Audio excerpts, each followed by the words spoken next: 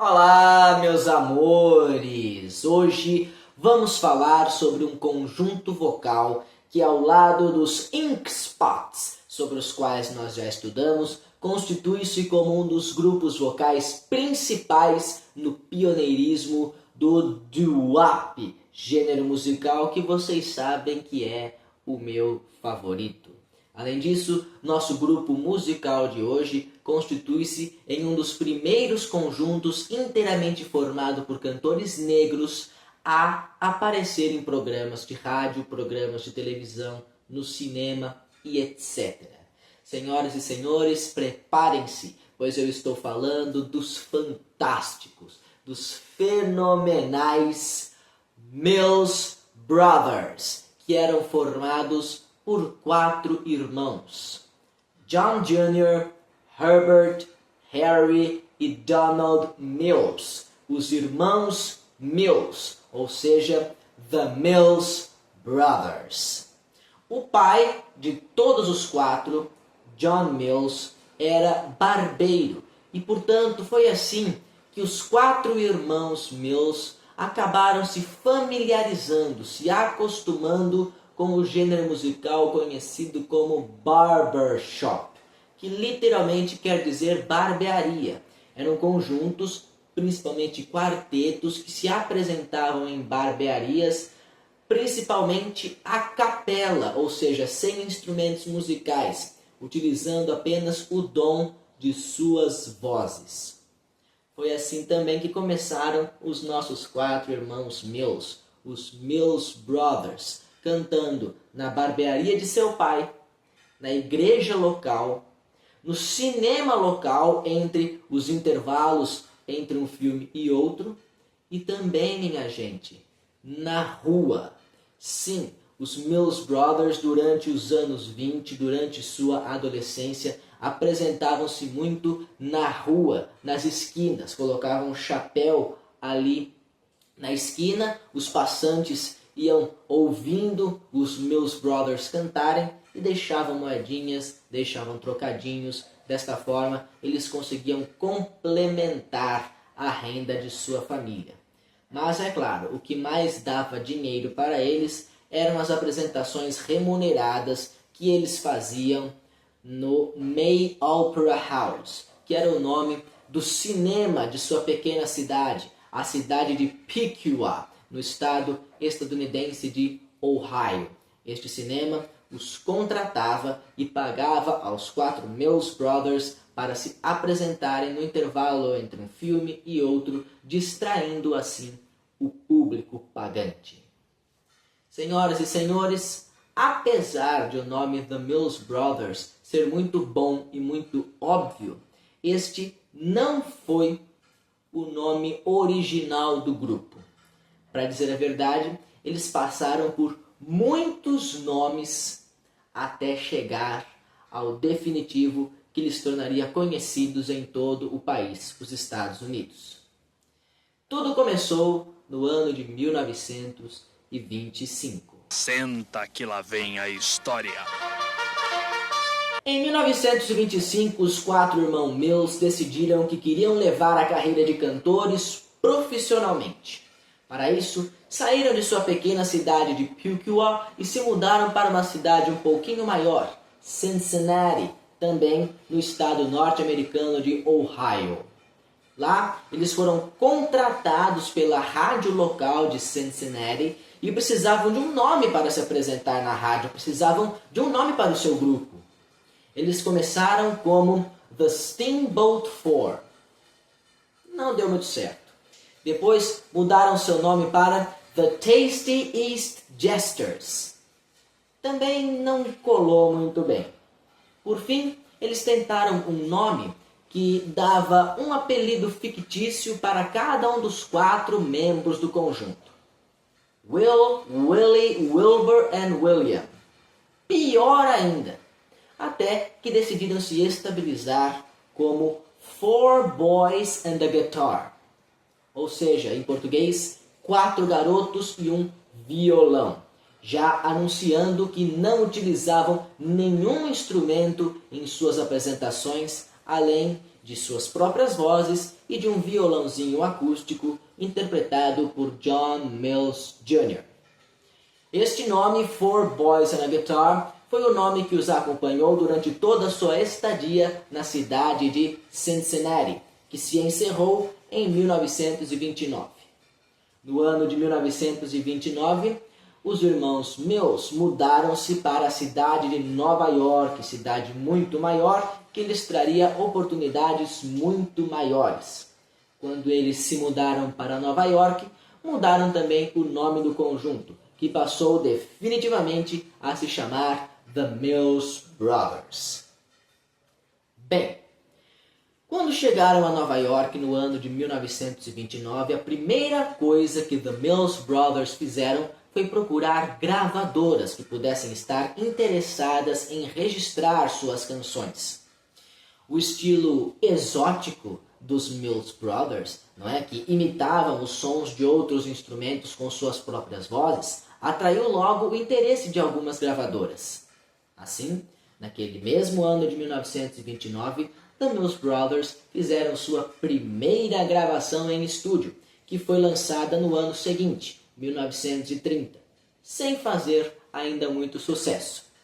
O primeiro sucesso de The Mills Brothers viria no ano de 1931, com a canção Tiger Rag, que atingiria o 5º lugar nas paradas de sucesso daquele ano.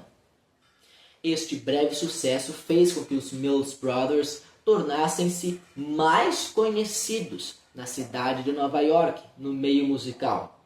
Sendo assim, realizaram algumas gravações funcionando como backing vocals, ou seja, como coro de fundo para alguns dos mais renomados artistas da música da época, como por exemplo Louis Armstrong, Duke Ellington e a maravilhosa Ella Fitzgerald. Uau! Além disso, ao longo da década de 1930, os Mills Brothers fariam inúmeras participações em diversos filmes musicais de sucesso na época, como por exemplo The Big Broadcast, de 1932, 20 Million Sweethearts, de 1934, Broadway Gondolier, de 1935 e Reveille with Beverly, de 1939. Porém, seria apenas na década de 1940 que The Mills Brothers atingiriam sucesso nacional e internacional pela gravação de seu primeiro sucesso, que viria a alcançar o 1º lugar das paradas musicais daquele ano de 1942. Este sucesso é a nossa música de hoje, que se intitula Paper Doll, ou, em português, Boneca de Papel. Esta canção vai falar sobre um eu lírico que decide desistir de arranjar uma namorada de carne e osso, uma mulher de carne e osso para namorar, e em vez disso, prefere construir para si mesmo uma boneca de papel que não vá abandoná-lo por outro homem. Esta canção é uma composição do artista de vaudeville Johnny Black, que é baseada em fatos reais. Sim, Johnny Black compôs esta canção após ter sido abandonado por sua namorada, que o trocou por um boxeador. Esta canção é uma composição do ano de 1915, ou seja, muito antes da gravação de The Mills Brothers. A primeira publicação da nossa música de hoje em partituras aconteceu no ano de 1930, ou seja, 15 anos depois de sua composição por Johnny Black. Porém, a gravação original, isto é, a primeira gravação de Paper Doll, é justamente a gravação dos Mills Brothers, de 1942. Portanto, muitas décadas após a composição da nossa música de hoje e uma década após a primeira publicação de Paper Doll em partituras. Mas a espera valeu a pena, porque logo depois da gravação de Paper Doll pelos Mills Brothers, esta canção explodiu pelo país inteiro, por todos os Estados Unidos, e logo atingiria o mundo inteiro. Nos States, Paper Doll permaneceria em primeiro lugar das paradas de sucesso por 12 semanas seguidas, o que dá aproximadamente 3 meses. Paper Doll vendeu nada mais, nada menos do que 6 milhões de discos e mais de 500 mil cópias de partituras. Vocês querem que eu repita? Repita! 12 semanas no topo das paradas de sucesso, 6 milhões de discos vendidos e mais de 500 mil cópias de partituras.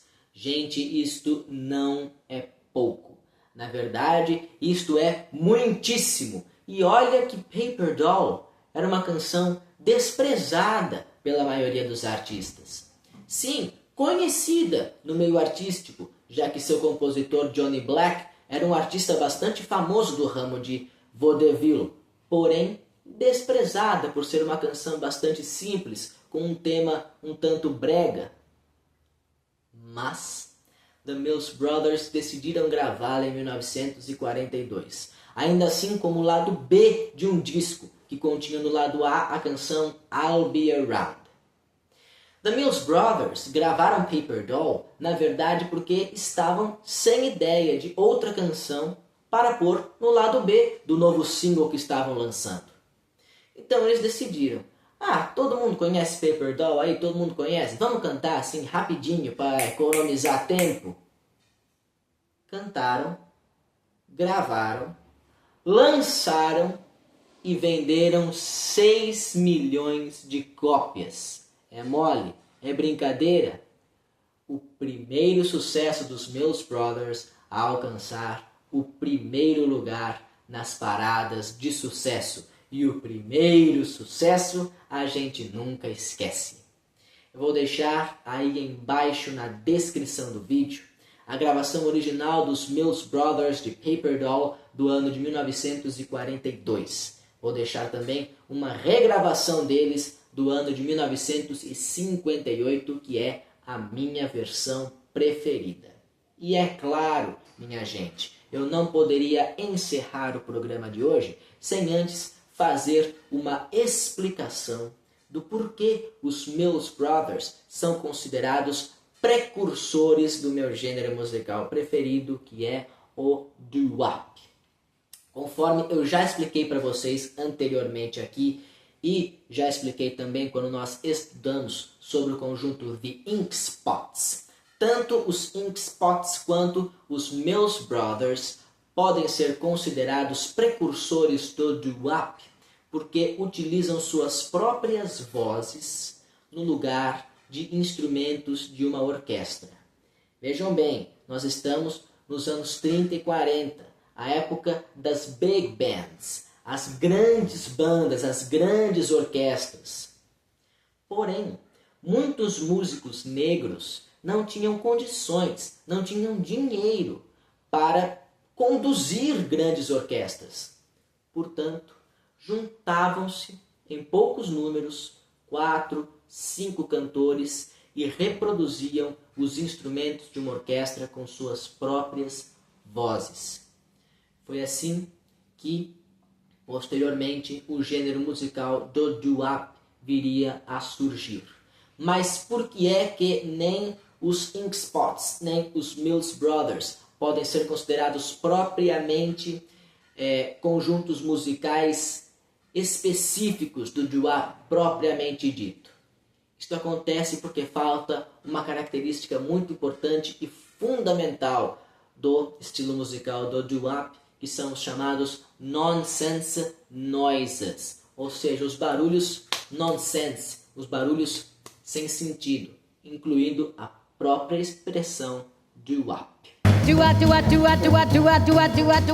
Afinal de contas, o que é que quer dizer doo-wop? Nada, não quer dizer nada. É uma expressão sem sentido que esses conjuntos musicais utilizavam para dar o ritmo. Doo-wop, doo-wop, doo-wop, doo-wop, doo-wop, doo-wop. E assim acabou se tornando o nome do gênero musical porque era um dos nonsense noises mais utilizados. Porém, nessa época, o gênero musical ainda era muito incipiente, ainda estava muito no início. E seus principais grupos musicais, como é o caso dos Ink Spots e dos Mills Brothers, apenas utilizavam da técnica do vocalize para reproduzir os sons dos instrumentos da orquestra. Ainda não chegavam a recorrer aos nonsense noises como os conjuntos de doo-wop fariam e chegariam ao seu apogeu nos anos 50 e 60. Ok? Pouco a pouco nós vamos chegar a estudar alguns conjuntos de doo-wop propriamente ditos. O primeiro doo-wop, aquele que é considerado o primeiro doo-wop gravado na história da música mundial, acontece no ano de 1948. Nós estamos estudando por enquanto o ano de 1942, ou seja, estamos chegando perto. Espero que vocês continuem me acompanhando para que cheguemos lá juntos, ok? Eu espero que vocês tenham gostado do programa de hoje. Semana que vem tem mais e eu aguardo vocês lá, tá bom? Um abraço no coração de todos, beijos na alma de cada um e lembranças do Emílio. Tchau!